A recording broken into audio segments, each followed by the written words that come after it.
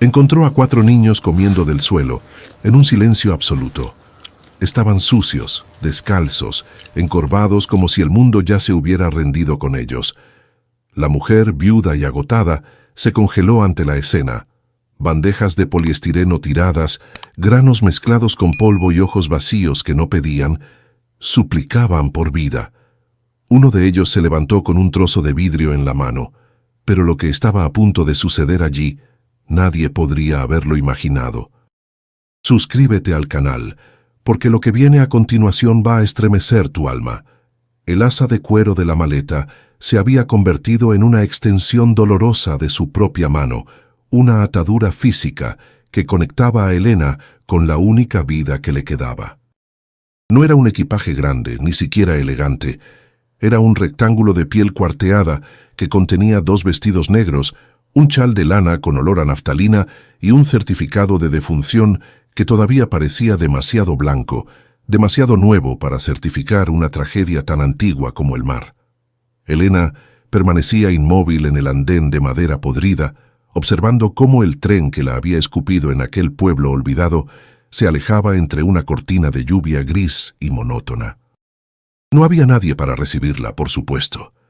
En 1924, una viuda sin fortuna y sin hijos era poco más que un mueble estorboso que se mueve de una habitación a otra hasta que alguien decide, con fría cortesía, dejarlo en la calle. El frío de la tarde no provenía solo de la tormenta que azotaba la región, sino de la certeza absoluta de su propio desamparo. Hacía 3 meses, Elena tenía una mesa donde servir la cena y un esposo cuyas manos olían a salitre y tabaco barato. Ahora solo tenía esa carta arrugada en el bolsillo del abrigo, una escritura de propiedad que su cuñado le había arrojado sobre la mesa como quien tira las sobras al perro. «Es todo lo que hay para ti», le había dicho él, sin levantar la vista de sus libros de contabilidad, con esa calma burocrática que suelen tener los hombres cuando cometen una infamia legal. La expulsión no había sido a gritos, ni con violencia física. Había sido una firma, un sello y una puerta cerrada con llave en su propia cara, empujándola hacia este exilio rural donde el barro parecía tener la intención de tragarse los zapatos de cualquiera que se atreviera a caminar. Elena comenzó a andar porque quedarse quieta significaba admitir que el miedo la había paralizado, y ella era demasiado orgullosa para concederle esa victoria al destino.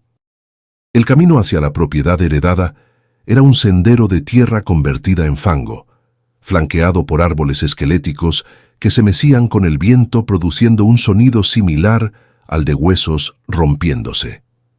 No había casas cercanas, ni luces en las ventanas que sugirieran la presencia de Dios o de la caridad humana en kilómetros a la redonda. La lluvia le pegaba en el rostro con saña, mezclándose con las lágrimas que se negaba a dejar salir, obligándola a bajar la cabeza y mirar sus propias botas hundiéndose en el lodo.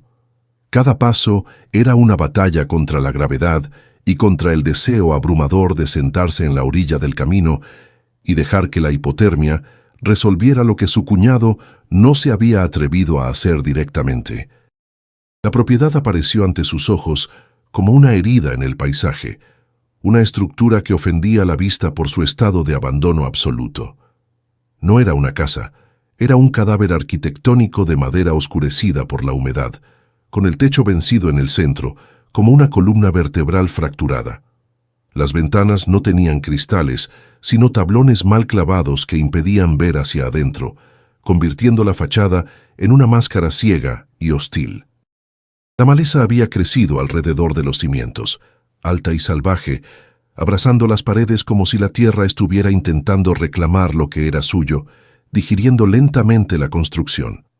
Elena se detuvo en lo que alguna vez fue un portón y sintió un escalofrío que no tenía nada que ver con la temperatura. Era el instinto animal advirtiéndole que aquel lugar no estaba vacío, aunque la lógica gritara que allí no podía vivir nadie. Sacó la llave de hierro, un objeto pesado y oxidado que manchaba los dedos, y subió los 3 escalones del porche con extrema precaución. La madera gimió bajo su peso, un quejido largo y agudo que se confundió con el aullido del viento colándose por las rendijas. Elena tuvo que usar ambas manos para girar la cerradura, luchando contra años de corrosión y olvido, hasta que el mecanismo cedió con un chasquido seco, similar a un disparo lejano. Al empujar la puerta, el olor la golpeó antes que la imagen. Un hedor a encierro, a polvo acumulado durante décadas y a algo más, algo orgánico y rancio que le revolvió el estómago vacío. No era el olor de la muerte, sino el olor de la vida que se ha podrido en la oscuridad, fermentando en silencio sin que nadie se moleste en abrir una ventana. Entró y cerró la puerta tras de sí, buscando refugio contra la lluvia, pero la oscuridad del interior era tan densa que tuvo que apoyarse contra la pared para no perder el equilibrio. El silencio allí dentro era diferente al de afuera. No era el silencio de la paz, sino el de la contención, como si las paredes estuvieran aguantando la respiración. Elena encendió un fósforo con dedos temblorosos, y la pequeña llama iluminó brevemente un recibidor desolado, con muebles cubiertos por sábanas blancas que parecían sudarios esperando un cuerpo. Su propia respiración sonaba estruendosa en aquel espacio, y por un momento creyó escuchar un rasguño tenue, casi imperceptible, proveniente de las entrañas de la casa. Se quedó inmóvil, con el fósforo quemándole la yema de los dedos, aguzando el oído hasta que el dolor la obligó a soltar la cerilla y sumirse de nuevo en la penumbra. Avanzó a tientas hacia lo que intuía que era la cocina, guiándose por la escasa luz grisácea que se filtraba por las grietas de las tablas. La casa crujía con cada uno de sus movimientos, como si protestara por la intrusión, amplificando su sensación de ser una extraña, una invasora en un ecosistema que ya tenía sus propias reglas. Elena sentía la soledad como una presión física en el pecho, una mano invisible que le apretaba los pulmones y le dificultaba respirar con normalidad. Pensó en su marido perdido en el océano, y la ironía de su situación la golpeó con fuerza.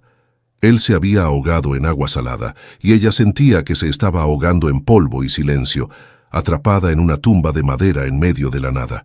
Fue entonces cuando lo escuchó de nuevo, esta vez con más claridad.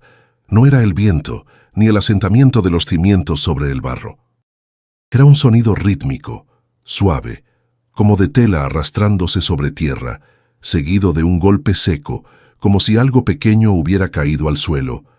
Elena se detuvo en seco en el umbral de la cocina, con el corazón golpeándole las costillas como un pájaro atrapado.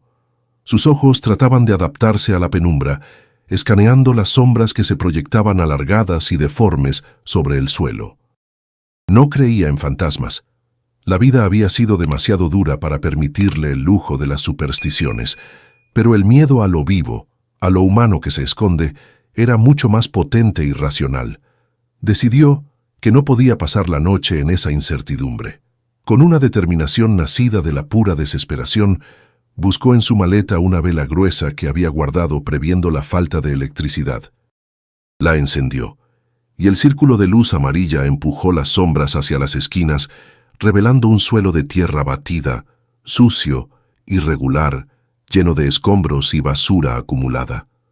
La cocina era amplia, con una estufa de leña que parecía una boca negra y abierta en la pared del fondo. Pero no fue la estufa lo que detuvo su respiración. En el rincón más alejado, donde la luz de la vela apenas llegaba a lamer la oscuridad, había movimiento. Algo se agitaba allí, pegado al suelo, una masa confusa de bultos y trapos que no debería estar allí.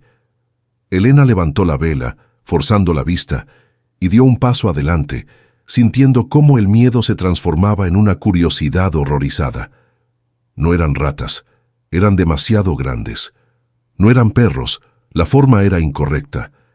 La masa se separó ligeramente ante su acercamiento y entonces los vio. 4 pares de ojos.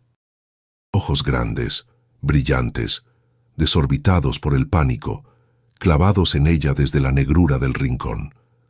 Estaban agazapados en el suelo, sucios, con el cabello enmarañado y las ropas convertidas en jirones del color de la tierra.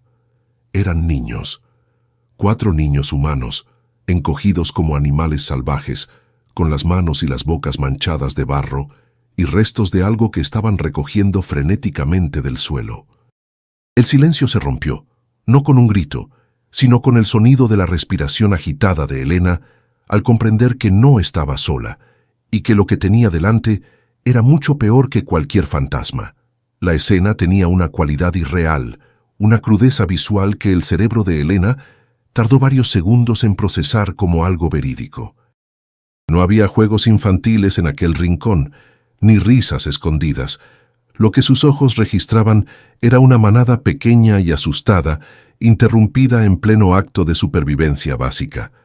La luz de la vela, oscilante y débil, proyectaba sombras alargadas sobre sus rostros, revelando pómulos marcados bajo una capa de mugre que parecía llevar semanas, quizás meses, adherida a la piel. No se movían, congelados en posturas defensivas, con las rodillas pegadas al pecho y los codos abiertos, protegiendo lo poco que tenían en el suelo. Elena sintió que el aire se volvía denso, cargado de una electricidad estática que no provenía de la tormenta exterior, sino del miedo puro y destilado que emanaba de aquellos 4 cuerpos diminutos. El sonido fue lo que terminó de romper el trance, un ruido pequeño y atroz que se magnificó en el silencio sepulcral de la cocina. Uno de los niños, el más pequeño, tal vez de 5 años, continuó masticando mecánicamente, incapaz de detener el impulso del hambre incluso ante la presencia de una intrusa. El crujido de sus dientes triturando algo duro resonó como piedras chocando entre sí. No estaba comiendo pan ni carne, estaba masticando granos crudos, probablemente maíz viejo o trigo derramado, mezclado con la tierra y el polvo del suelo. Ese sonido seco y arenoso golpeó a Elena con más fuerza que cualquier insulto, desmantelando en un instante su propia autocompasión y reemplazándola con un horror visceral ante la degradación humana que se desarrollaba a sus pies. Elena sintió una arcada violenta subirle por la garganta, una reacción fisiológica inmediata ante la inmundicia y el olor agrio que se desprendía de aquel rincón. Tuvo que llevarse la mano libre a la boca, apretando los labios para no vomitar, mientras sus ojos se llenaban de lágrimas involuntarias por el esfuerzo de contenerse. El hedor no era solo suciedad, era el olor a orina vieja, a ropa podrida y a enfermedad no tratada, una mezcla que hablaba de abandono total y prolongado. Sus piernas temblaron, y por un momento pensó que iba a colapsar allí mismo, no por debilidad, sino por el peso insoportable de la realidad que acababa de descubrir. Aquella casa no estaba vacía, estaba infestada de miseria, y ella acababa de entrar en el santuario de unos seres que la sociedad había decidido olvidar. El niño mayor, que hasta ese momento había permanecido agazapado en el centro del grupo como un escudo humano, reaccionó ante el movimiento de Elena. Se puso de pie lentamente, sin apartar la vista de ella, con movimientos fluidos y tensos que no correspondían a un niño de 10 años, sino a un depredador acorralado.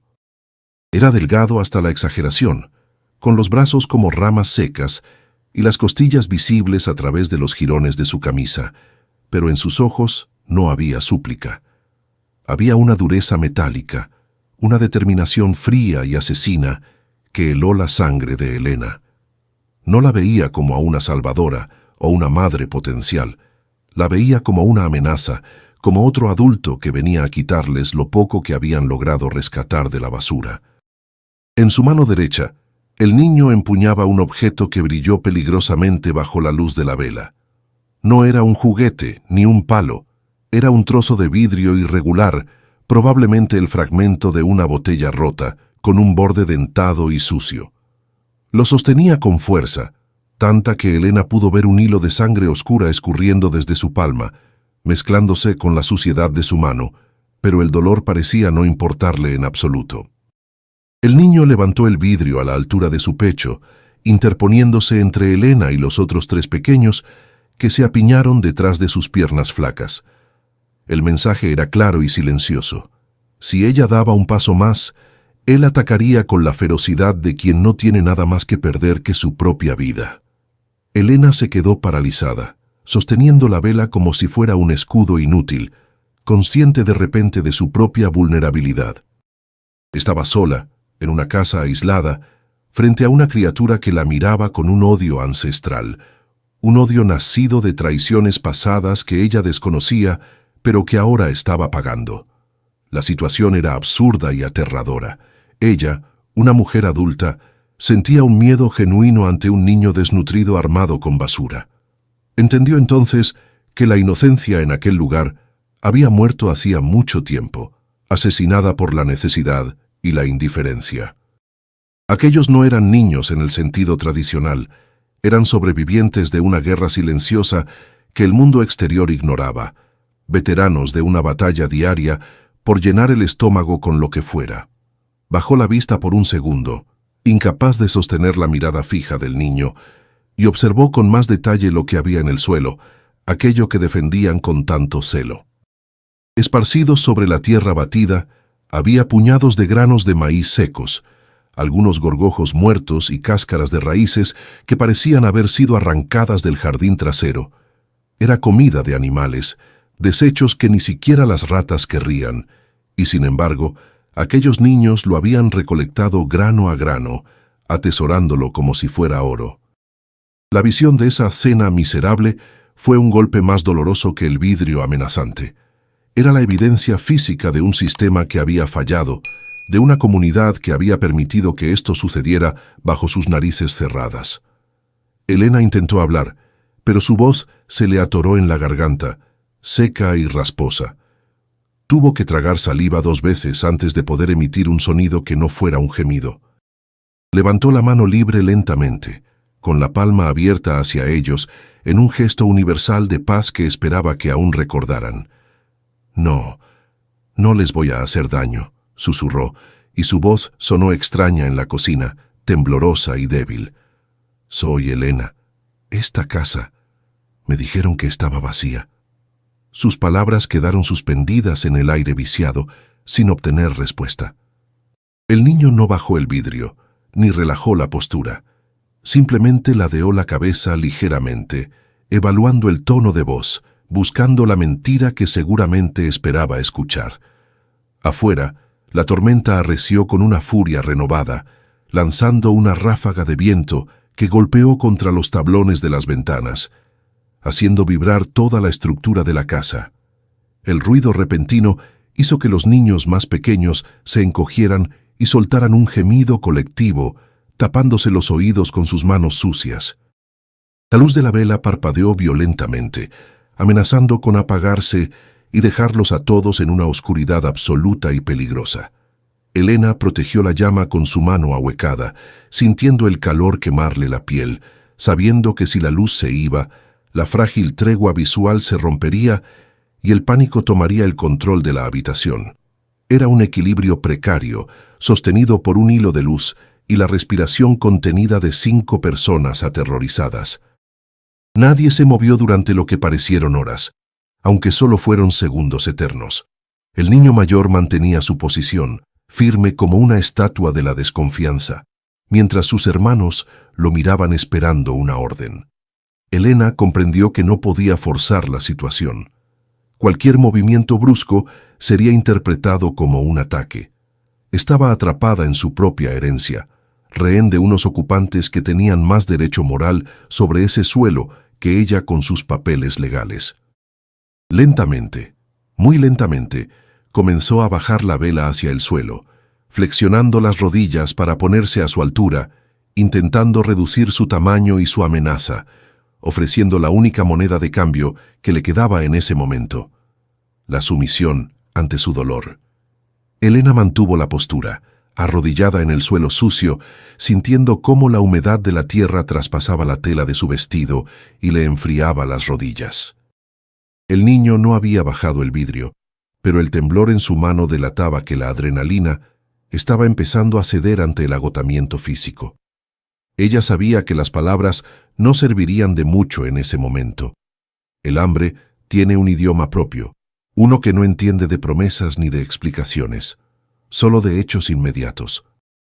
Con movimientos deliberadamente lentos, como si estuviera desactivando un explosivo, Elena llevó la mano hacia el bolsillo lateral de su abrigo, donde guardaba un trozo de pan duro que había sobrado de su viaje en tren. Era un pedazo miserable, seco y sin sabor, pero en aquella cocina lúgubre adquiría el valor de un tesoro incalculable. Sacó el pan y lo colocó en el suelo, a medio camino entre ella y el grupo, empujándolo suavemente para que se deslizara sobre la tierra batida hasta quedar al alcance de ellos. El sonido del pan arrastrándose fue el único ruido en la habitación durante unos segundos interminables. Los ojos de los 3 niños más pequeños se clavaron en el alimento con una intensidad dolorosa, sus pupilas dilatadas siguiendo cada migaja que se desprendía. Sin embargo, ninguno se movió.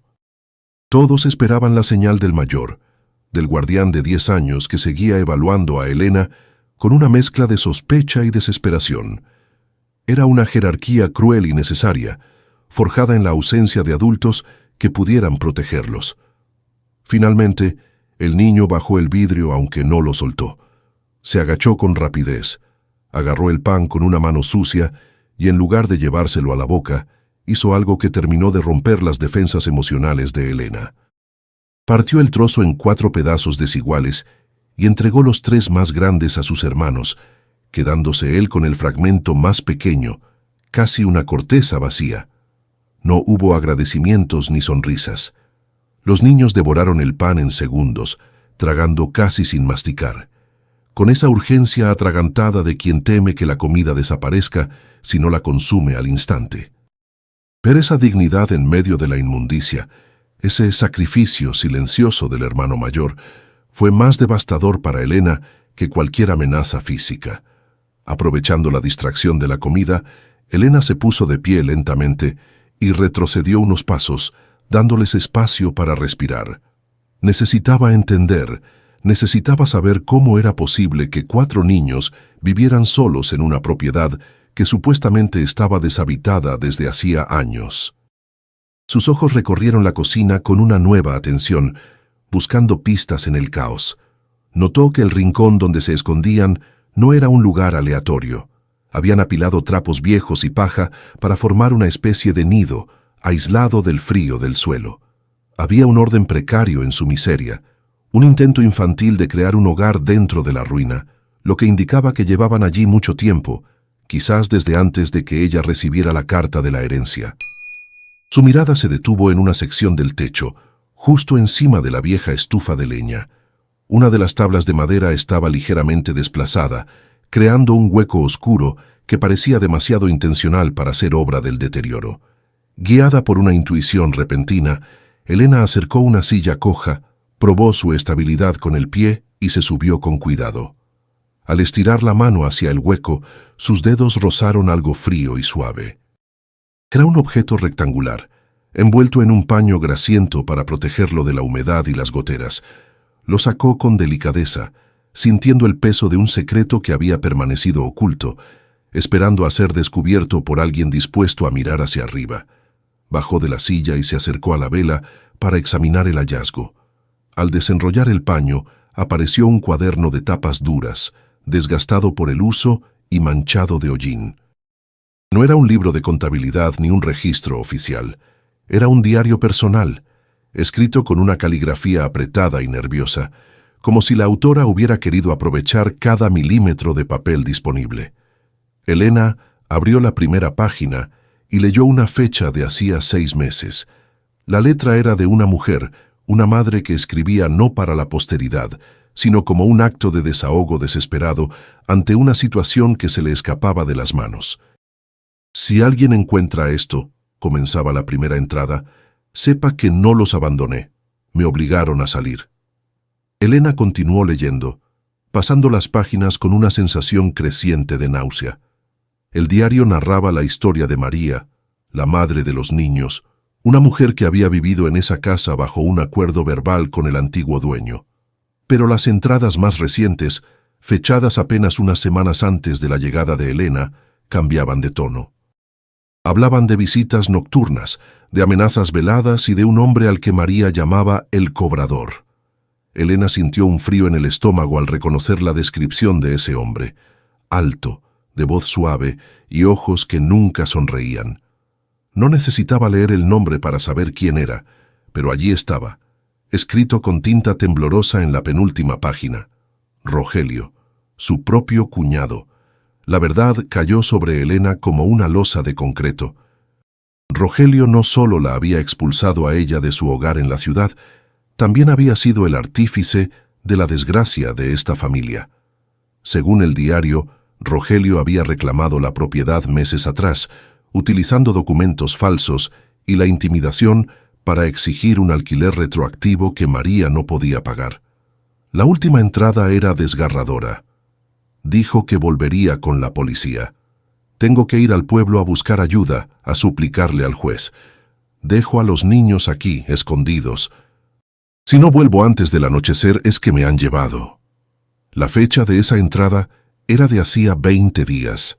20 días en los que esos niños habían estado esperando a una madre que probablemente estaba presa o muerta. Elena levantó la vista del cuaderno y miró a los niños con una nueva perspectiva. Ya no eran extraños ni intrusos, eran las víctimas colaterales de la misma avaricia que había destruido su propia vida. El hermano mayor, que había terminado su pedazo de pan, la observaba fijamente, notando el cambio en su expresión. Él sabía lo que había en ese cuaderno. Probablemente había visto a su madre escribirlo noche tras noche, llorando en silencio. Ese niño no estaba protegiendo solo a sus hermanos o un puñado de maíz sucio, estaba protegiendo la memoria de su madre y la esperanza irracional de que ella cruzara esa puerta en cualquier momento. El peso de la responsabilidad se asentó sobre los hombros de Elena, más pesado que cualquier maleta. Ya no podía irse. No podía simplemente cerrar la puerta, volver al pueblo y denunciar la situación a las autoridades, porque las autoridades eran las mismas que habían permitido que Rogelio actuara con impunidad. Esos niños no tenían existencia legal. Para el mundo eran invisibles, y si ella los entregaba, terminarían separados en hospicios donde la muerte era una certeza estadística. Elena cerró el diario con suavidad y lo guardó en el bolsillo de su vestido, junto a su propio corazón acelerado. En ese instante, dejó de ser una viuda en duelo para convertirse en cómplice de una resistencia silenciosa. No sabía cómo iba a alimentarlos mañana, pero sabía que esa noche nadie más entraría en esa casa para hacerles daño. Elena no esperó a que amaneciera para comenzar la reconquista física de aquel espacio, entendiendo que el orden era la primera barrera contra la locura. Buscó en la penumbra hasta encontrar una escoba deshilachada y un cubo de metal abollado, herramientas precarias con las que declaró su propia guerra contra la mugre acumulada. No les pidió permiso ni ayuda. Simplemente comenzó a barrer los escombros con movimientos secos y metódicos, empujando ratoneras viejas, polvo y astillas hacia la salida. Cada golpe de la escoba contra el suelo sonaba como una sentencia, marcando un ritmo de normalidad forzada en una casa que había olvidado lo que significaba ser habitada. Elena trabajaba con la mandíbula apretada, ignorando el dolor en su espalda y el cansancio que le pesaba en los párpados, impulsada por la necesidad visceral de limpiar el escenario donde aquellos niños habían sido obligados a vivir como alimañas. Los 4 niños la observaban desde su rincón con una vigilancia estática, sin comprender por qué esa mujer extraña estaba desplazando la suciedad en lugar de gritarles o echarlos. El mayor no había soltado del todo su postura defensiva, aunque el vidrio había desaparecido dentro de sus ropas harapientas. Sus ojos seguían cada movimiento de Elena, analizando la trayectoria de la escoba como si fuera un arma potencial. No había gratitud en su mirada, solo un cálculo frío de probabilidades. Para ellos, el mundo adulto era una fuente inagotable de decepciones y violencia, y ver a alguien limpiar no era suficiente para borrar meses de abandono. Sin embargo, el hecho de que ella no los hubiera obligado a moverse del nido de trapos donde se refugiaban generó una tregua silenciosa, una burbuja de tolerancia frágil en medio de la habitación. Cuando el suelo estuvo mínimamente despejado, Elena se dirigió a la estufa de leña. decidida a expulsar el frío húmedo que se filtraba hasta los huesos. La madera que encontró estaba algo húmeda, y le costó varios intentos y mucho humo lograr que el fuego prendiera, tosiendo mientras soplaba las brasas incipientes. El calor comenzó a irradiar lentamente, cambiando la densidad del aire en la cocina, secando la humedad de las paredes y, lo más importante, descongelando la tensión muscular de los niños. Vio cómo los hombros del más pequeño bajaban unos milímetros y cómo sus manos dejaban de apretarse contra el pecho. El fuego no era solo calefacción, era un símbolo ancestral de hogar, una señal primitiva de que la noche ya no era una amenaza absoluta. Con el fuego establecido, Elena abrió nuevamente su maleta y sacó una pequeña bolsa de avena y un poco de azúcar que había traído como provisiones de emergencia. Buscó una cacerola vieja que colgaba de un clavo oxidado, la fregó con un trapo y un poco de agua de lluvia recolectada y comenzó a cocinar. El olor dulce y cálido de la avena hirviendo llenó la cocina, desplazando el hedor a orina y moho. Fue una transformación sensorial violenta. El aroma de la comida cocinada despertó en los niños una ansiedad visible, haciéndolos estirar el cuello y olfatear el aire con una mezcla de deseo y dolor. Sus estómagos rugían, sonidos biológicos que rompían el silencio y que avergonzaban a Elena por tener el poder de saciar o negar esa hambre atroz. Sirvió la avena en 4 cuencos de barro desportillados que encontró en una alacena y los colocó sobre la mesa coja, no en el suelo. «¡A la mesa!», dijo con voz firme sin mirarles a los ojos para no intimidarlos. Fue una orden, no una invitación. Quería restablecer la dignidad humana básica. La comida no se come en la tierra.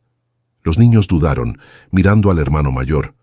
Él evaluó la situación, miró la comida humeante y luego a Elena, que se había retirado hacia la ventana para darles espacio. Finalmente, asintió levemente.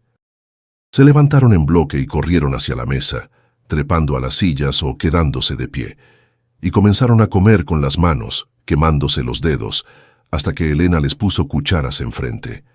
El sonido de las cucharas golpeando el barro fue la primera música doméstica que esa casa escuchaba en mucho tiempo.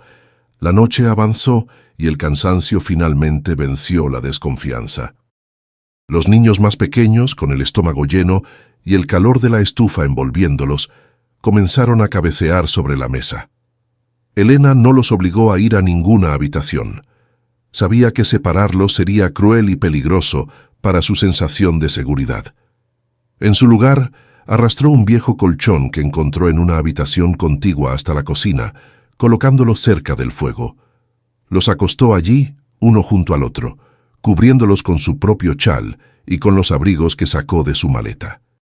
Ella se sentó en una silla de madera dura, velando su sueño con los ojos abiertos, escuchando cómo sus respiraciones se sincronizaban y se volvían profundas y rítmicas.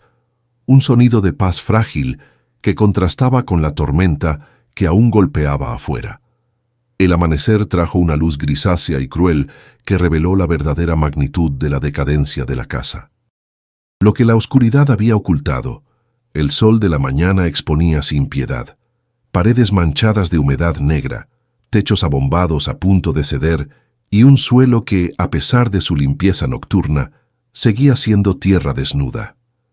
Elena se miró las manos, ennegrecidas por el hollín y el polvo, y sintió el peso abrumador de la tarea que tenía por delante. Pero al mirar el colchón donde los niños dormían entrelazados como cachorros, sintió también una extraña fortaleza. Ya no estaba sola. Su viudez, que hasta ayer era un vacío insoportable, se había llenado de golpe con una urgencia vital. No tenía tiempo para llorar a su esposo cuando había 4 bocas vivas que dependían de su capacidad para resistir. El despertar de los niños fue tenso.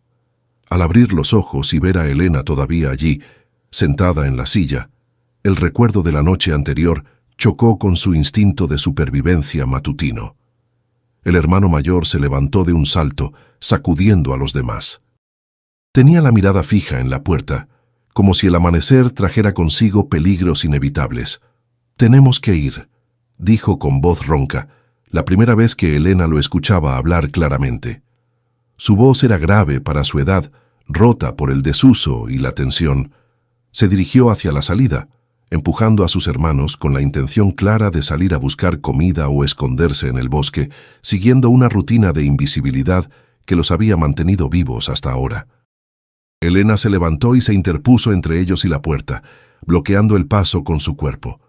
No usó la fuerza, solo su presencia física, firme y sólida. «Nadie sale», dijo, y su voz no tembló. «Afuera está lloviendo y no tienen ropa, se quedan aquí». El niño mayor se detuvo a 1 metro de ella, apretando los puños, midiendo sus fuerzas. Era un momento crítico de autoridad. Si ella cedía, los perdería para siempre en el bosque. Si los forzaba demasiado, podrían atacarla. «No eres nuestra madre», escupió él, y la palabra madre salió cargada de un dolor tan agudo que pareció cortar el aire. Elena sostuvo su mirada, viendo en sus ojos el reflejo de su propia pérdida, reconociendo el duelo que ambos compartían en diferentes formas.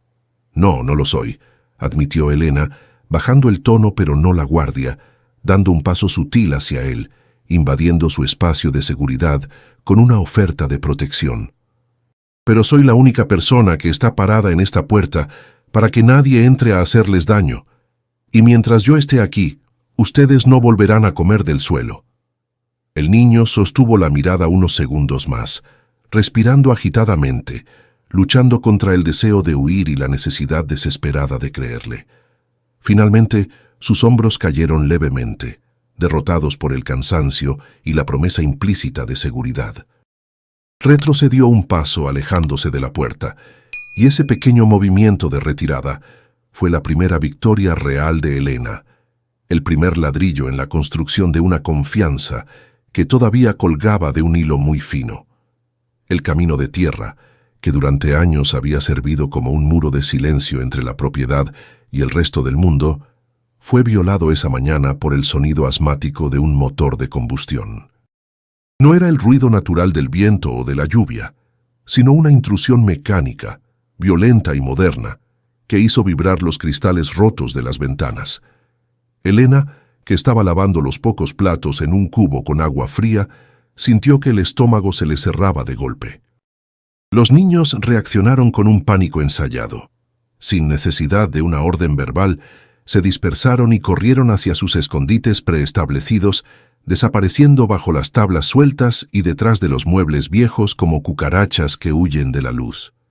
En menos de 10 segundos, la cocina quedó vacía, habitada solo por el vapor de la avena y el miedo que flotaba en el aire como polvo suspendido.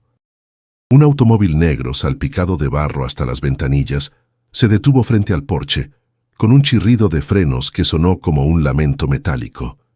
Del vehículo descendió un hombre que parecía una mancha de tinta en medio del paisaje verde y marrón. Vestía un traje oscuro impecable de la cintura para arriba, pero con las botas de cuero fino ya manchadas por el fango inevitable del lugar. Llevaba un maletín bajo el brazo y caminaba con esa arrogancia particular de quien se sabe respaldado por la ley escrita, sin mirar a los lados, sin reparar en la ruina de la casa, enfocado únicamente en ejecutar una tarea administrativa desagradable. Elena se secó las manos en el delantal sucio y salió al porche, cerrando la puerta tras de sí para interponer su cuerpo entre la burocracia y la vida clandestina que protegía adentro. El hombre se detuvo al pie de la escalera, ajustándose las gafas con un gesto de fastidio, como si la mera presencia de Elena fuera un error en su agenda. «Soy el licenciado Vargas», anunció con una voz plana, desprovista de cualquier calidez humana. «Represento los intereses del señor Rogelio Méndez y del ayuntamiento local». No preguntó quién era ella. No hacía falta. En su mundo, las mujeres como Elena eran intercambiables, obstáculos menores en la gestión de propiedades. Extendió una mano enguantada y le ofreció un sobre lacrado, manteniéndolo en el aire el tiempo justo para que ella lo tomara, evitando cualquier contacto físico directo, como si la pobreza fuera una enfermedad contagiosa que se transmitía por el tacto. Elena abrió el sobre con dedos que se negaban a temblar, leyendo el documento bajo la luz grisácea de la mañana. Las palabras legales bailaban ante sus ojos: desahucio inminente, insalubridad, custodia estatal, pero el significado era brutalmente claro. No era solo una orden para que ella abandonara la propiedad por falta de pagos de impuestos que desconocía. Era una orden de incautación de los menores que, según el documento, habitaban ilegalmente el predio. El pueblo lo sabía.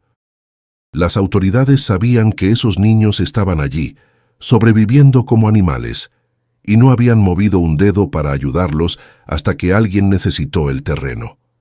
El silencio social no había sido ignorancia, había sido una complicidad activa, una decisión colectiva de dejar morir a una familia lentamente. «Tiene 24 horas para desalojar», dijo Vargas, consultando un reloj de bolsillo dorado. «El camión del orfanato vendrá mañana al mediodía para recoger a los bastardos». «A los menores, quiero decir». La corrección fue peor que el insulto. Elena levantó la vista del papel, sintiendo una oleada de calor subirle por el cuello, una ira que no nacía de la mente, sino de las entrañas. Ese hombre no veía niños, veía problemas logísticos, cifras en un libro de gastos que debían ser borradas.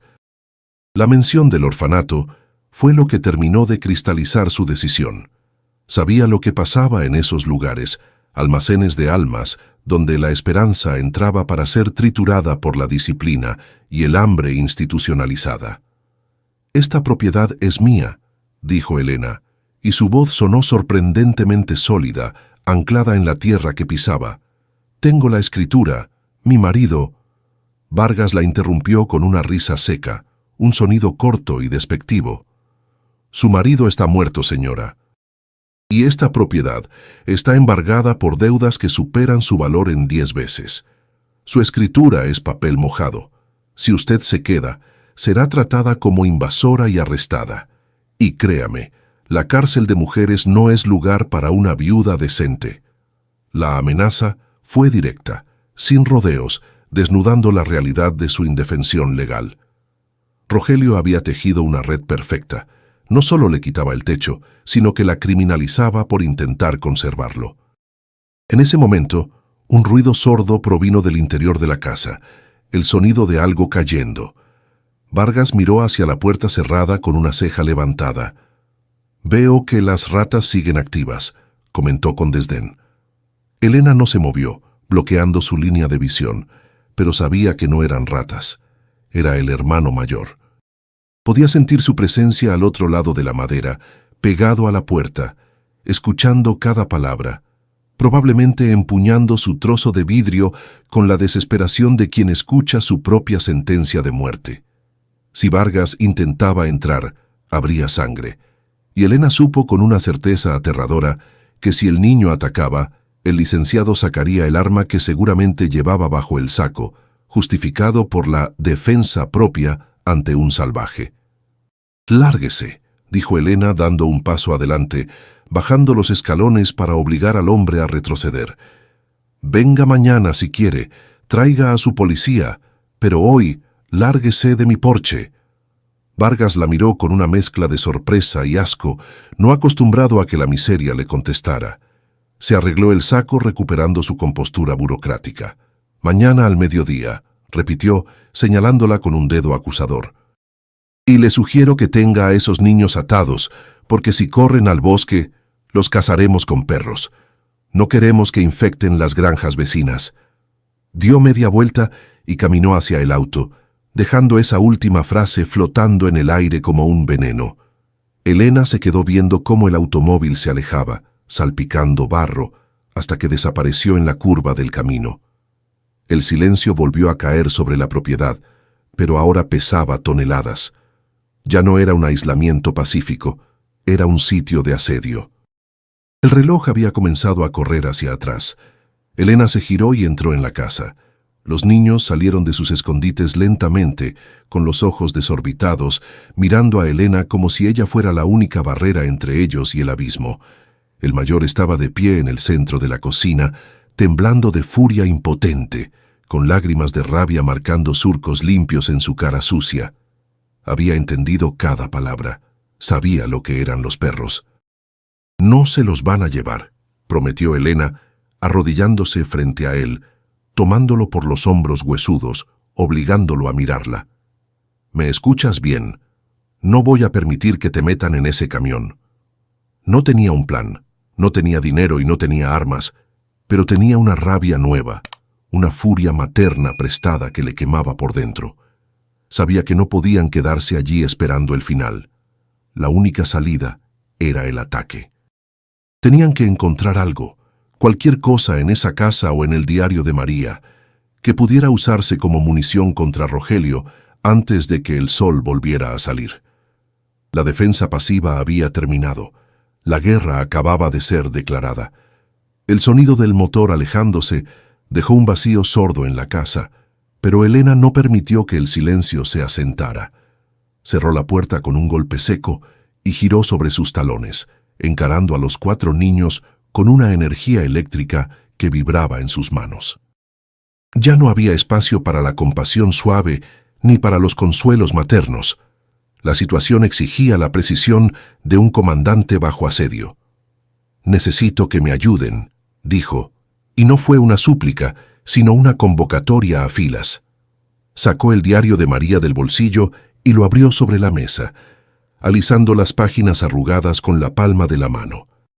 Las palabras escritas por la madre desaparecida ya no eran solo lamentos, eran un mapa, un código de supervivencia que debían descifrar antes de que el camión del orfanato apareciera en la curva del camino.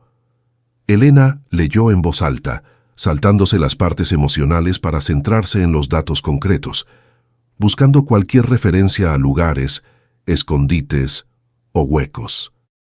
La madre hablaba de la seguridad bajo el fuego, de lo que calienta y protege, frases crípticas escritas en momentos de paranoia justificada. Los niños escuchaban con una atención absoluta, reconociendo en la voz de Elena los ecos de su propia madre. El hermano mayor se acercó a la mesa, sus ojos oscuros escaneando el papel como si pudiera arrancar el secreto de la tinta. Por primera vez, bajó la guardia lo suficiente para colaborar, entendiendo que el enemigo de afuera era mucho más letal que la mujer que tenían dentro. La búsqueda comenzó con una violencia necesaria. Elena y los niños empezaron a tantear las paredes, golpeando la madera podrida en busca de sonidos huecos, levantando las pocas tablas del suelo que no estaban clavadas. El polvo se levantó en nubes asfixiantes, cubriéndolos de gris, haciéndolos toser mientras trabajaban con una urgencia febril. Elena movía los muebles pesados con una fuerza que no sabía que tenía, ignorando el dolor en sus músculos y el hambre que volvía a despertar. Cada rincón vacío era una pequeña derrota. Cada agujero de rata que no contenía nada aumentaba la presión en su pecho. El tiempo se les escapaba entre los dedos como arena, y la luz del día comenzaba a declinar, proyectando sombras largas que parecían dedos acusadores. La frustración comenzó a filtrarse en la atmósfera. Elena se detuvo un momento, jadeando, apoyada contra la pared de la cocina, sintiendo el sudor frío correr por su espalda. ¿Y si no había nada?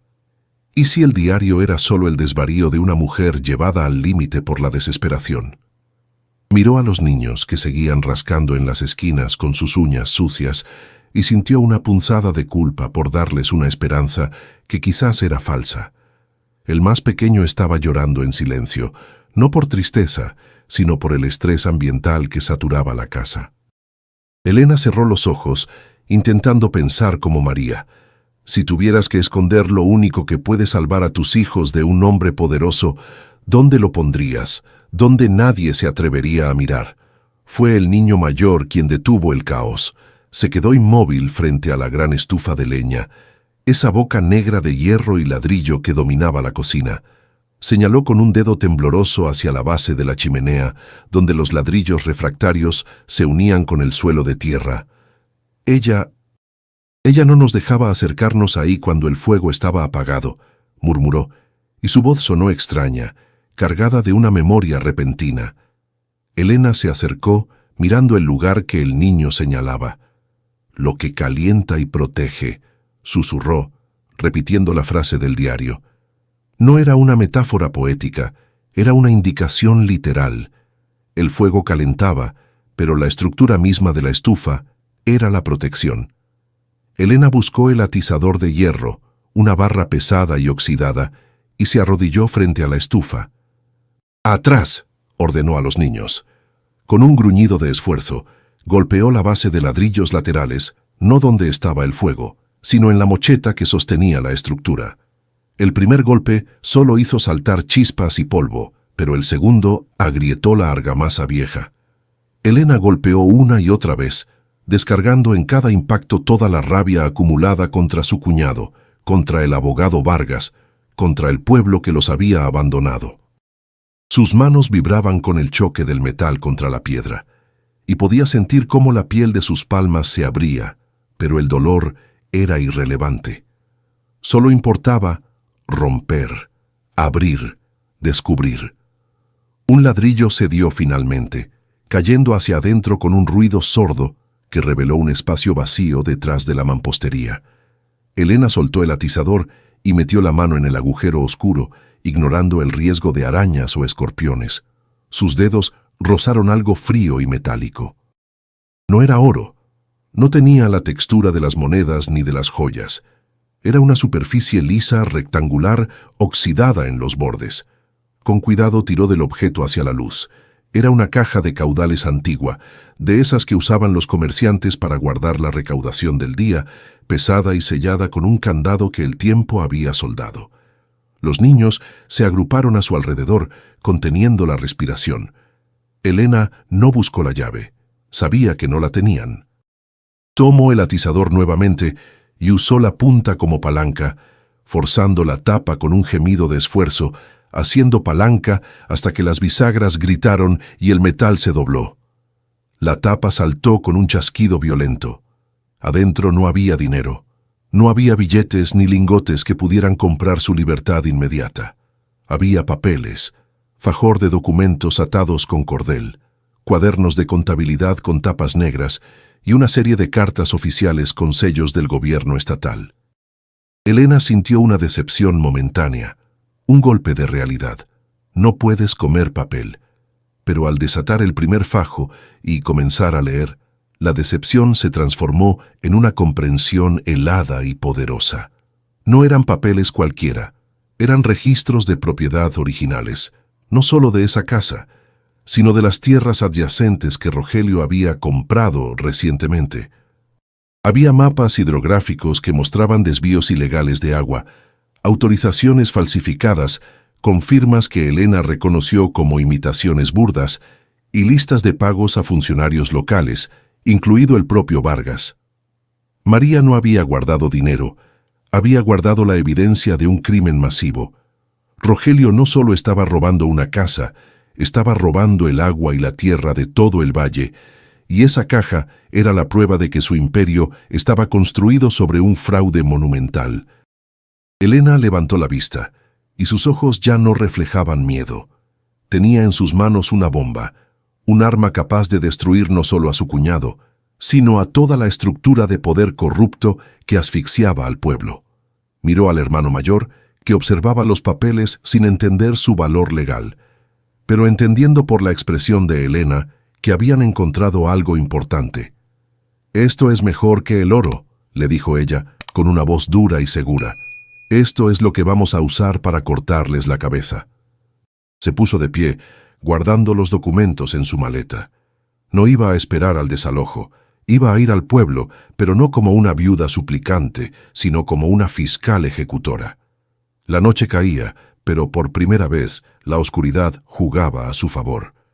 Elena envolvió los documentos más incriminatorios en un trozo de hule impermeable y se los ató al cuerpo, bajo el vestido, sintiendo el contacto frío del papel contra su piel como una armadura improvisada. No podía llevarse todo, ni podía llevar a los niños. El camino al pueblo era largo, y la lluvia había convertido los senderos en trampas de barro que agotarían a los más pequeños en cuestión de minutos. La decisión de dejarlos atrás fue física y dolorosa, como amputarse un miembro para salvar el cuerpo, pero necesaria. Apiló muebles contra la puerta trasera y cerró las ventanas con clavos oxidados que encontró en un cajón, fortificando la casa lo mejor que pudo. La cocina se convirtió en un búnker, y el hermano mayor, en su único comandante de campo, armado ahora con la responsabilidad absoluta de no abrirle a nadie, ni siquiera a Dios, si no escuchaba la voz de Elena.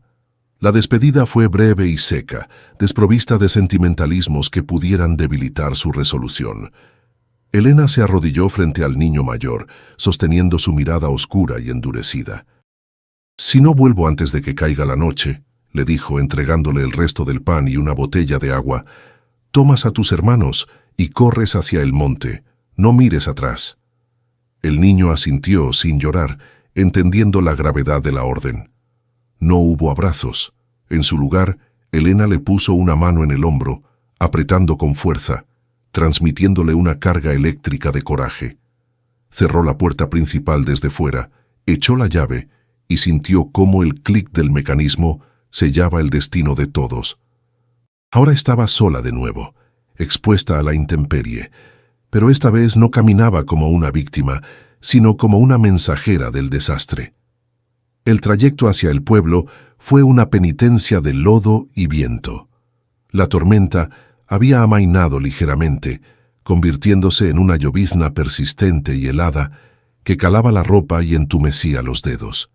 Elena caminaba a paso rápido, casi marchando, impulsada por una adrenalina que ignoraba el cansancio muscular y el hambre. Cada paso que la acercaba a la civilización aumentaba su repulsión por ese lugar que se llamaba a sí mismo comunidad.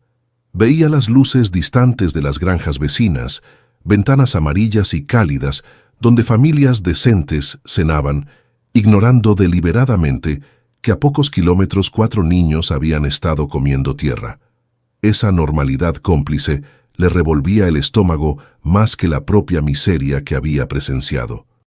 Al llegar a las primeras calles empedradas, Elena sintió el cambio de atmósfera.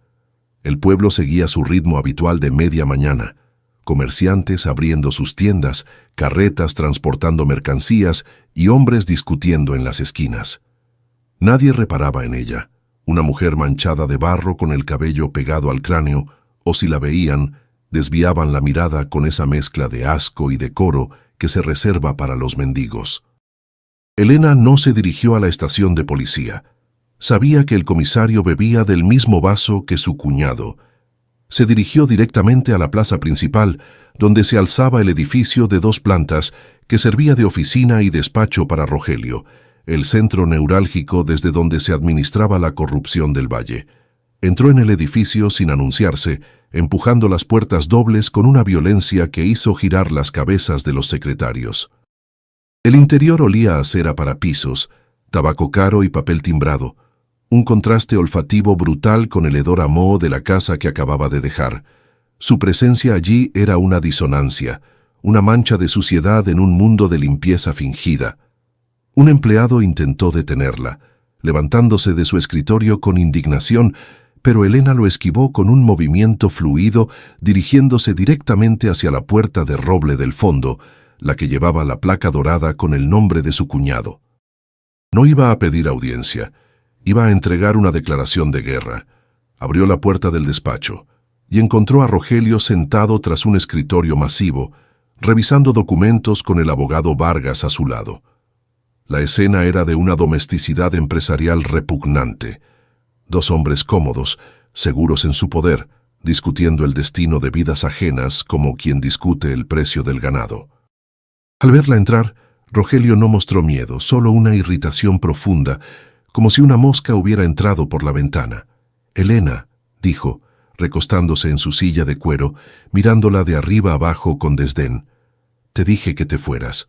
Si vienes a suplicar más tiempo, estás perdiendo tu dignidad y mi paciencia». Vargas soltó una risita nerviosa, ajustándose las gafas, claramente incómodo con la ferocidad silenciosa que irradiaba la mujer. Elena no se sentó. Avanzó hasta el escritorio y sacó uno de los documentos que llevaba ocultos, una copia de la concesión ilegal de aguas firmada por el propio Rogelio, y la plantó sobre la madera pulida con la palma abierta. El sonido del papel golpeando el escritorio fue seco y definitivo. No vengo a suplicar, Rogelio, dijo, y su voz era una cuchilla fría. Vengo a decirte que sé lo de los desvíos, sé lo de las tierras robadas a los campesinos, y sé lo que le hiciste a María para quedarte con su casa. El silencio que siguió fue absoluto, denso, aspirando todo el aire de la habitación. La sonrisa de Rogelio se congeló, transformándose lentamente en una máscara de incredulidad y cálculo. Rogelio tomó el papel, lo leyó rápidamente y su rostro perdió el color, volviéndose grisáceo. Miró a Vargas, luego a Elena, y por primera vez ella vio el destello del miedo real en sus ojos. No era el miedo físico, sino el pánico del hombre poderoso que ve cómo los cimientos de su imperio se agrietan. «¿De dónde sacaste esto?», susurró, y su voz había perdido toda la arrogancia, reemplazada por una amenaza sibilante. «No importa de dónde», respondió Elena, manteniendo la compostura a pesar de que sus piernas temblaban bajo el vestido. «Lo que importa es que tengo más. Y si mañana al mediodía aparece ese camión del orfanato, o si veo a un solo policía en mi propiedad, estos papeles llegarán al gobernador estatal antes del anochecer». La reacción de Rogelio fue visceral. Se puso de pie bruscamente, derribando su silla, y se inclinó sobre el escritorio, invadiendo el espacio personal de Elena con una violencia contenida. Su rostro se contorsionó en una mueca de odio puro. «Tú no sabes con quién te estás metiendo, viuda estúpida», siseó escupiendo las palabras.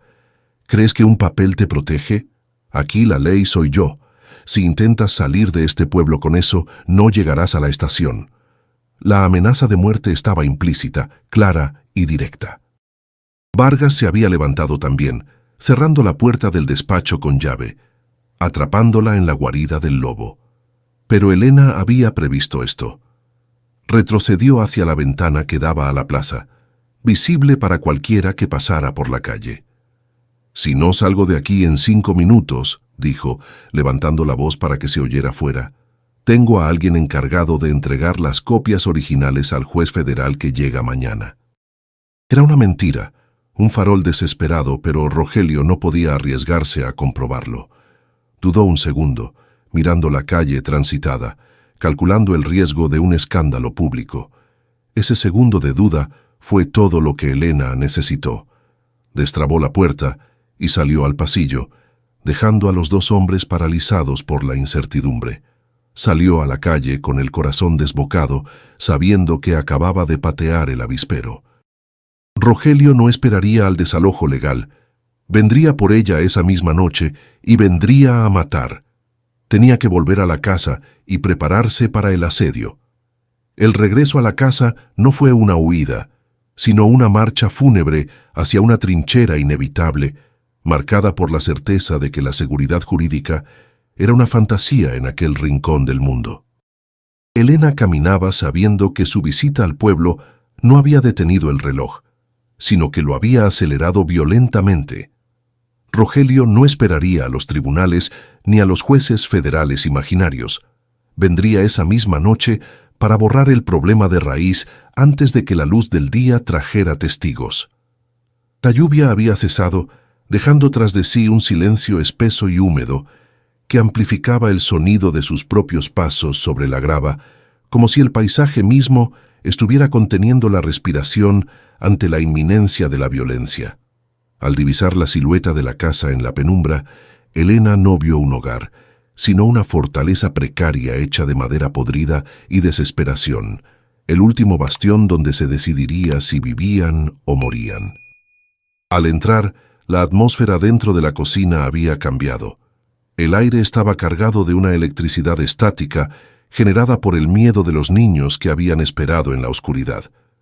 El hermano mayor estaba junto a la puerta, con el trozo de vidrio en la mano y los nudillos blancos por la presión, listo para atacar a cualquier sombra que no fuera ella. Al verla, sus hombros se relajaron mínimamente, soltando un suspiro que sonó como un sollozo contenido, pero Elena no tuvo tiempo para consuelos. Cerró la puerta y echó los cerrojos, probando su resistencia con un empujón fuerte. «Vienen», dijo simplemente, sin endulzar la verdad, porque mentirles ahora sería desarmarlos. Van a venir cuando oscurezca del todo, y no vienen a hablar. La transformación de la casa comenzó de inmediato, convirtiendo el espacio doméstico en un escenario bélico improvisado. Elena y el niño mayor arrastraron la pesada mesa de roble de la cocina y la volcaron contra la puerta principal, creando una barricada sólida que obligaría a los intrusos a hacer ruido para entrar. Los muebles más ligeros fueron apilados contra las ventanas bajas, bloqueando la visión y el acceso, convirtiendo la planta baja en un laberinto de obstáculos. Cada silla colocada, cada clavo martillado con una piedra para asegurar los postigos, era un acto de desafío físico contra la fatalidad.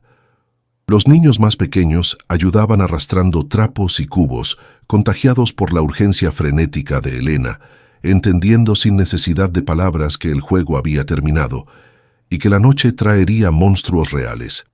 Sin armas de fuego, Elena tuvo que recurrir a la brutalidad primitiva de los objetos cotidianos para armar su defensa.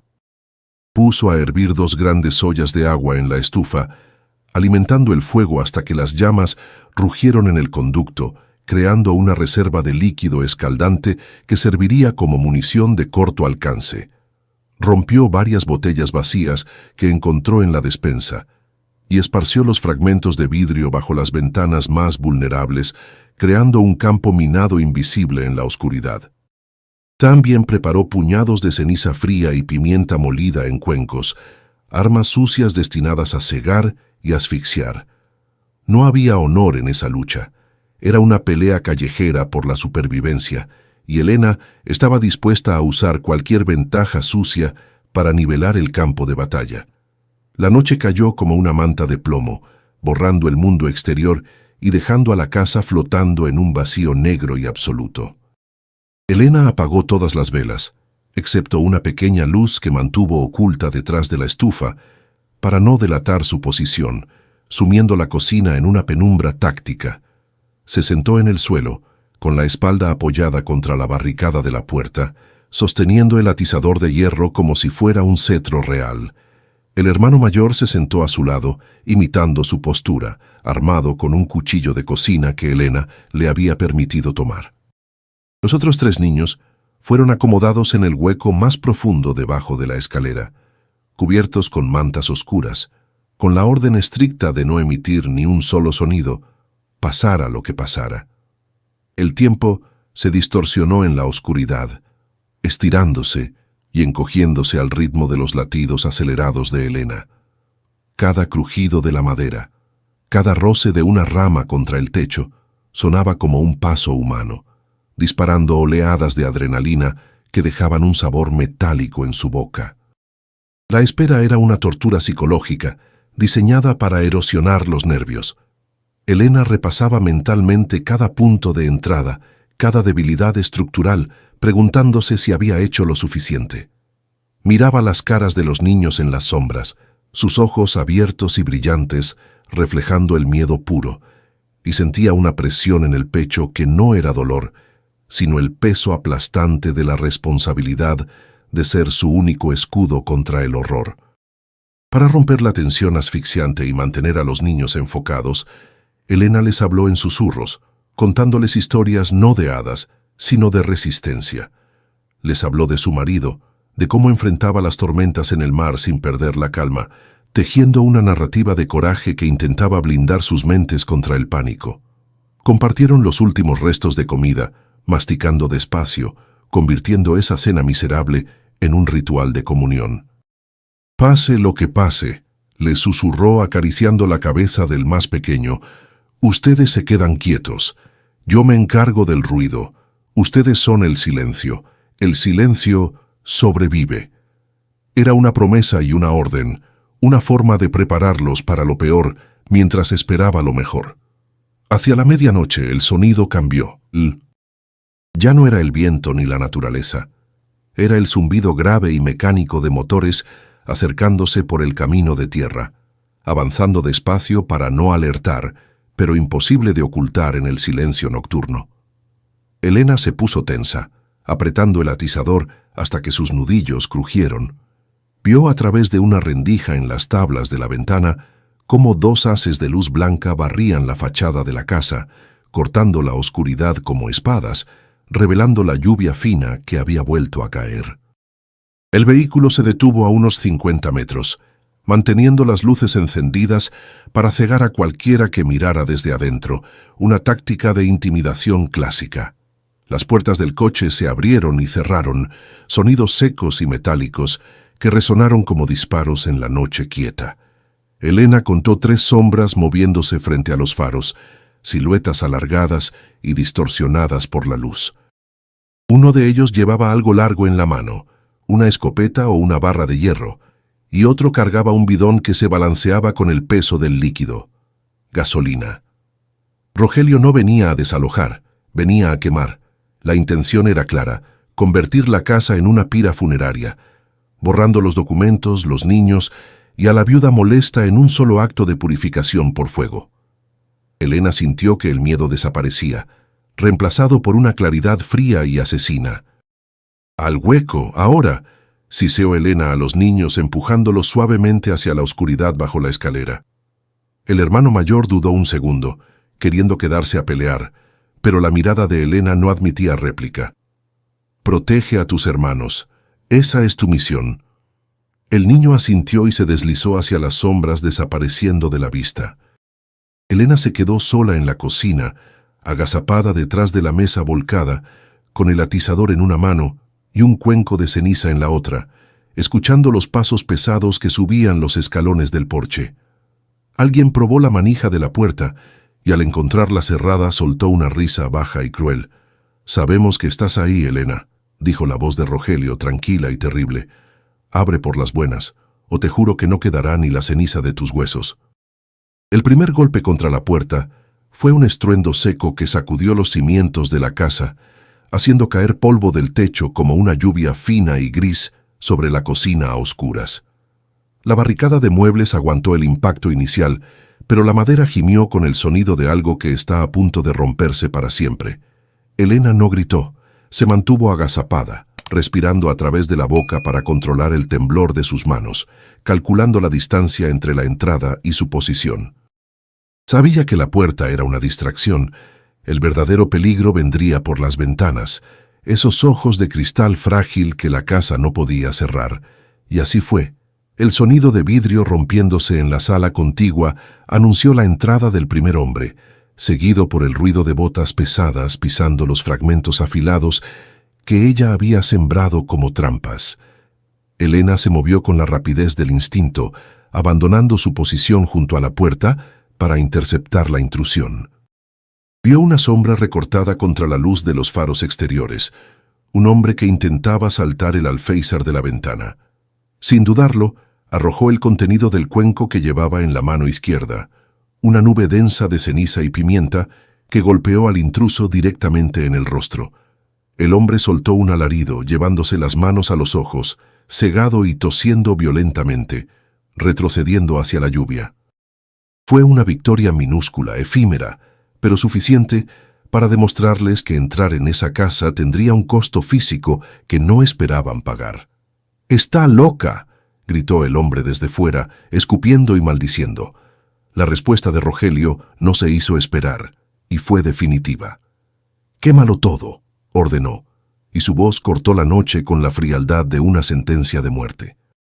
No hubo más intentos de forzar la entrada, solo el sonido líquido de la gasolina siendo arrojada contra las paredes de madera seca del porche. El olor a combustible penetró en la casa casi al instante, un hedor químico y picante que anuló el aroma a humedad y miedo. Luego vino el sonido del fuego cobrando vida, un bufido grave, como una aspiración gigante, seguido por el crepitar voraz de las llamas trepando por la fachada. La temperatura en la cocina subió de golpe, y una luz naranja y danzante comenzó a filtrarse por las rendijas, iluminando el interior con un resplandor infernal. El humo comenzó a entrar por debajo de la puerta, serpenteando por el suelo como una niebla venenosa. Elena supo que el tiempo de la defensa había terminado. Quedarse dentro ya no era resistencia, era suicidio. Corrió hacia el hueco de la escalera, donde los niños tosían cubriéndose las bocas con los trapos húmedos que ella les había dado. «¡Afuera! ¡Rápido!», les ordenó, tirando del brazo del mayor para sacarlo de su parálisis. No podían salir por delante, donde el fuego rugía, ni por las ventanas bloqueadas. La única opción era la puerta trasera, la que daba al campo abierto, aunque sabía que Rogelio y sus hombres estarían vigilando el perímetro, esperando como cazadores a que las presas salieran de la madriguera humeante. Abrieron la puerta trasera y el aire fresco de la noche los golpeó en la cara, mezclado con la lluvia que aún caía. Pero no pudieron correr hacia el bosque. 3 figuras les bloquearon el paso, iluminadas por el resplandor del incendio que ya consumía el frente de la casa. Rogelio estaba allí, de pie con las manos en los bolsillos, observando el espectáculo con una satisfacción tranquila. Al ver a Elena salir rodeada de los niños, sonrió. No tenía armas en la mano. El fuego era su arma. «Te lo advertí, Elena», dijo, alzando la voz sobre el rugido de las llamas. «Los accidentes ocurren cuando la gente ocupa lugares que no les pertenecen. ¡Qué tragedia tan lamentable!». Elena empujó a los niños detrás de ella, protegiéndolos con su cuerpo, sintiendo el calor del incendio en su espalda y el frío de la maldad humana en su frente. Estaban atrapados entre el fuego y los verdugos, pero entonces algo cambió en el ambiente. El resplandor del incendio, visible a kilómetros de distancia en la oscuridad del valle, había actuado como un faro involuntario. Por el camino de acceso y surgiendo de entre los árboles de las propiedades vecinas, comenzaron a aparecer luces. No eran faros de coches, eran linternas, lámparas de aceite y antorchas. Los habitantes del pueblo, atraídos por la columna de fuego en medio de la tormenta, llegaban corriendo, movidos por la curiosidad morbosa o el instinto de auxilio. Rogelio se giró, molesto por la interrupción, pero confiado en su narrativa. «¡Atrás!», gritó a los recién llegados, asumiendo su papel de autoridad. «Es un incendio accidental. Estos invasores prendieron fuego a la casa con sus velas. Todo está bajo control». Intentó construir la mentira allí mismo, usando su influencia para transformar a las víctimas en culpables. La gente se detuvo, dudando, intimidados por la presencia del hombre más poderoso de la región y sus matones armados. Parecía que el silencio social iba a ganar una vez más, que la gente aceptaría la versión oficial y se daría la vuelta, dejando que la injusticia se consumara. Pero Elena no estaba dispuesta a permitirlo. Con una fuerza que nacía de la desesperación absoluta, sacó de su vestido el paquete de documentos envuelto en hule. No le importó el fuego, ni los hombres armados. Avanzó hacia la luz, hacia la multitud que se agolpaba en el límite de la propiedad. «¡Miente!», gritó, y su voz se quebró pero no falló, resonando con una claridad dolorosa.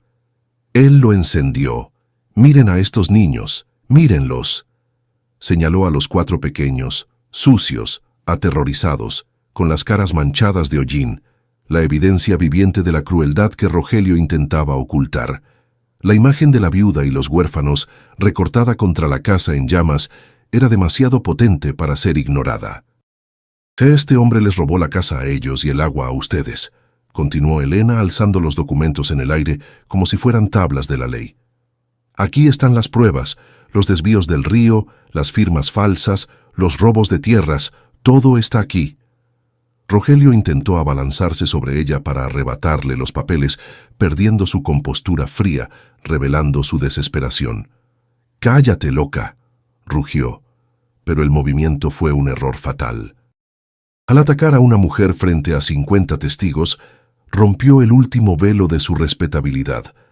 2 granjeros corpulentos, hombres que habían perdido cosechas por la falta de agua, se adelantaron y se interpusieron, bloqueando a Rogelio con sus cuerpos macizos. La atmósfera cambió instantáneamente. El miedo de la multitud se transformó en ira. Ya no veían al señor Rogelio, el benefactor del pueblo. Veían al monstruo que estaba dispuesto a quemar niños vivos para proteger sus ganancias. El murmullo de la gente creció, convirtiéndose en un rugido sordo. Los matones de Rogelio, mercenarios sin lealtad real, vieron el cambio en la marea, vieron las hoces y los palos en manos de los campesinos y comenzaron a retroceder, desapareciendo en la oscuridad, dejando a su jefe solo. Elena se mantuvo firme, con el fuego iluminando su rostro y los papeles apretados contra su pecho, mientras la casa detrás de ella se derrumbaba con un estruendo final, marcando el fin de una era de silencio y el comienzo de un juicio que no necesitaría tribunales.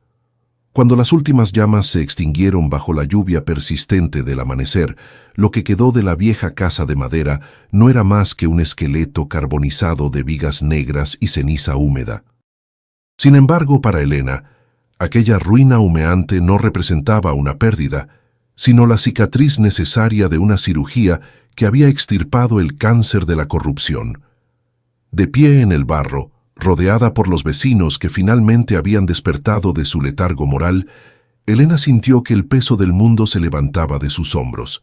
No tenían techo, es cierto, pero por primera vez en meses tenían la certeza absoluta de que nadie vendría a cazarlos. El fuego se había llevado los muros podridos y los recuerdos de un encierro miserable, dejando el terreno limpio, listo para ser sembrado de nuevo con algo más fuerte que el miedo. La caída de Rogelio no fue un espectáculo teatral, sino un proceso burocrático frío y humillante que el pueblo observó con una satisfacción sombría. La llegada del juez federal, forzada por el escándalo público y las pruebas irrefutables que Elena había salvado, desmanteló su red de poder en cuestión de días. Lo vieron salir de su despacho esposado, sin la arrogancia de sus trajes impecables, reducido a la pequeñez de un hombre que ha perdido el miedo de sus víctimas. Elena no fue a verlo a la cárcel ni asistió al juicio. Su venganza no necesitaba testigos oculares, porque ya estaba completa. La verdadera justicia no estaba en el castigo de él, sino en la supervivencia de los niños que él había intentado borrar del mapa. Los primeros meses después del incendio fueron una lección de humildad colectiva para la comunidad. La gente del pueblo, avergonzada por su propia complicidad durante tanto tiempo, se volcó en ayudar a la viuda y a los huérfanos con una generosidad que buscaba expiar culpas pasadas. No hubo grandes donaciones de dinero, sino una lluvia constante de mano de obra, madera, ladrillos y comida caliente. Elena y los niños fueron alojados temporalmente en la granja de una familia vecina, durmiendo en camas limpias, aprendiendo a confiar en que la comida servida en la mesa no desaparecería si no se la comían en 2 segundos. Fue un proceso lento de domesticación del trauma, donde cada noche tranquila era una pequeña victoria contra los fantasmas del pasado. La reconstrucción de la casa en el mismo terreno fue un acto simbólico de resistencia. Elena decidió no construir otra estructura de madera oscura, sino una casa modesta de ladrillo y cal, con ventanas grandes que dejaran entrar la luz que tanto les había faltado. Los niños, lejos de ser espectadores pasivos, trabajaron codo a codo con los albañiles, cargando cubos y mezclando cemento. El hermano mayor, aquel que había empuñado un vidrio como arma letal, descubrió que sus manos tenían una habilidad natural para la carpintería. Verlo lijar la madera para hacer marcos de ventanas concentrado y útil fue para Elena la prueba definitiva de que la bestia de la supervivencia había dado paso al joven que siempre debió ser. La adopción de los 4 niños nunca se formalizó con papeles en ese momento, porque la ley de la sangre y el fuego es más fuerte que cualquier decreto. Elena simplemente se convirtió en madre por derecho de conquista. No hubo un día específico en que empezaron a llamarla así. Fue una transición orgánica, nacida de los cuidados diarios, de las fiebres curadas con paños fríos y de las pesadillas calmadas con un abrazo en la oscuridad. Ella, que había llegado a ese lugar llorando la pérdida de su esposo y su fertilidad, se encontró liderando una familia numerosa y ruidosa, unida no por la genética, sino por la decisión consciente de no dejarse caer. El hueco que su marido había dejado no se llenó, pero dejó de doler, transformándose en un altar privado en su memoria. Con el paso de los años, la propiedad que nadie quería se transformó en la granja más próspera de la región, no por la riqueza del suelo, sino por la tenacidad de quienes la trabajaban. El tesoro que Rogelio buscaba con tanta avaricia resultó ser real, pero no era oro enterrado.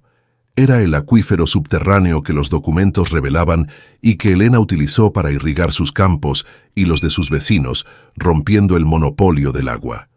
La viuda se convirtió en una figura de autoridad moral en el pueblo, una mujer de pocas palabras y mirada firme, a la que los hombres se quitaban el sombrero al pasar. Nadie olvidaba que ella había entrado sola en la boca del lobo y había salido con la manada intacta. Sin embargo, las cicatrices del hambre nunca desaparecieron del todo. Años después, incluso cuando la despensa estaba llena, Elena notaba ciertos hábitos en sus hijos que la conmovían hasta las lágrimas. Nunca dejaban comida en el plato, jamás tiraban un trozo de pan y, a veces, encontraba al menor guardando una manzana debajo de la almohada, por si acaso. Elena nunca los regañó por eso. Entendía que el miedo al hambre es una sombra larga, que tarda una vida entera en disiparse. En lugar de eso, instauró la tradición de cocinar en grandes cantidades y alimentar a cualquiera que pasara por el camino, convirtiendo su mesa en un santuario donde la escasez estaba prohibida por decreto materno. El momento de cierre emocional para Elena llegó una tarde de otoño, mucho tiempo después, cuando encontró al hijo mayor sentado en el porche de la nueva casa, mirando la lluvia caer. Ya era un hombre fuerte y derecho. Él notó su presencia y, sin decir nada, le tomó la mano besando sus nudillos deformados por el trabajo. «Gracias por no irte», le dijo con voz grave. Esa frase simple encerraba todo el universo de gratitud que existía entre ellos. Elena comprendió entonces que su vida no había sido una tragedia, sino una misión. Había sido enviada a ese infierno rural no para sufrir, sino para rescatar, y al hacerlo, se había rescatado a sí misma de una soledad que la hubiera matado lentamente en la ciudad. La historia de Elena y los niños del barraco se convirtió en una leyenda local que los abuelos contaban a sus nietos, no como un cuento de miedo, sino como una lección de dignidad. Enseñaban que la sangre no es lo único que hace a una familia, y que la verdadera riqueza no es lo que se acumula en el banco, sino la capacidad de proteger a los vulnerables cuando el mundo mira hacia otro lado. El lugar que una vez fue sinónimo de muerte y abandono se llenó de vida, de risas y de trabajo honesto, demostrando que no hay tierra maldita que no pueda ser redimida por el amor de una mujer decidida. Hoy, si pasaras por aquel camino y vieras las tierras verdes y la casa blanca bajo el sol, jamás imaginarías la oscuridad que allí habitó. Pero Elena, sentada en su mecedora, todavía escucha a veces el eco de aquellos días, no con tristeza, sino con la paz del guerrero que ha colgado la espada. La lluvia ya no le da miedo, ahora es solo agua que nutre la tierra. Aprendió que la vida, al igual que las tormentas, es inevitable y brutal, pero que siempre, invariablemente, deja de llover.